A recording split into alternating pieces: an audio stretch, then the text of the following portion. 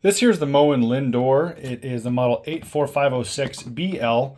The BL, I believe, but don't quote me on it, stands for black, and that's what this one is. I think the brushed has another B, or it's got some other letters. I'm not exactly sure.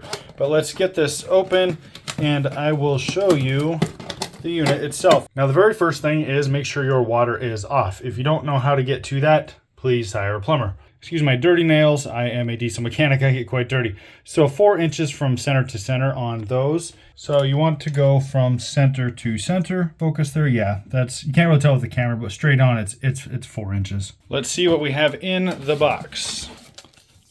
Got that. Keep that, I suppose. Keep for your records. Yes, that's what it says. About warranty, blah, blah, blah. Moen Plus. Installation instructions. Like I said, if you've never done this before, read over this thoroughly. I'm not going to go over move for move on this. Yep. If you're doing this yourself, you want to make sure that you do have this in place. You don't, then water can get up and in there, and that over time will cause a lot of issues. And even in the short term, that can cause some issues, some swelling and dripping down. Basically a huge washer. You'd want to make sure to get this in there properly. These go the bottom of here. I won't be installing this. This one here already has one. I don't need to swap that out. This one in here is fairly new. It's just not working with what's going on in the room. So that gets set to the side.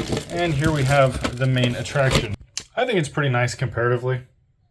That's a little cheap looking model right there, and this is a little higher end. Not a whole lot, but it's a little better. You may see one of these in the box. I hope you do. It's supposed to come with it.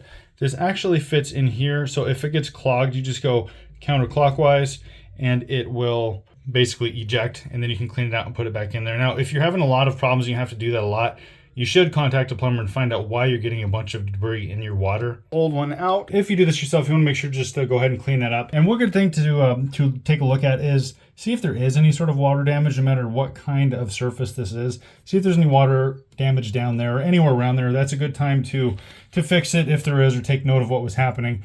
And if back here is hard to get with having a new one, then you want to make sure to put some caulk in right there and fill that up and get that pretty much dry before you do any more work on here, if you're doing that yourself. Because if you have this unit installed, that's going to be really hard to get back there if the wall is pretty close to the back of this new one. So do that while you have the access for it. Once you get it all together and everything's on, you make sure you have no drips after turning the lines on down beneath. Go ahead and turn it on. Some air will sputter out. There you have it. I would say that the install on this, probably 9 out of 10 easiness. This was not hard at all, but granted, it was pretty much just a swap from an old one. Now, the actual functionality of it, this thing doesn't move. It's not straight down. It does spray out further. Before, the other one was hitting right about here. I would go ahead and pick this up if you're looking for one that you would like to have in your home. And just for note, one of these was slightly off and I turned it and it turned just fine. So there you have it. I'd say 9 out of 10 on this thing. Pretty decent build, decent quality, and easy install.